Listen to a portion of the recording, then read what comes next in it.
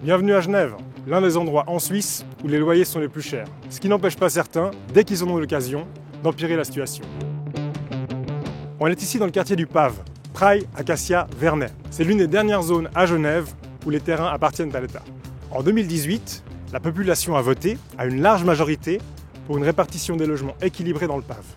Droit derrière, les milieux immobiliers ont fait passer en force deux lois qui casse cet accord et remet en cause la volonté populaire. C'est à la suite d'une grosse mobilisation pour faire référendum contre ces deux lois que nous votons le 3 mars prochain. La première loi, c'est une loi sur la propriété par étage, PPE. Elle invite l'État à vendre 24% de ses terrains à des privés. Ils pourront ainsi spéculer et faire monter les prix. Elle triple le nombre de logements en propriété au détriment de logements locatifs abordables pour la majorité de la population. La seconde loi concerne toujours la PPE, mais cette fois en droit de superficie, on dit DDP. Autrement dit, l'État loue ses terrains à des propriétaires qui lui versent une rente. Mais cette loi fixe un taux beaucoup trop bas, à 10 francs par mètre carré par année.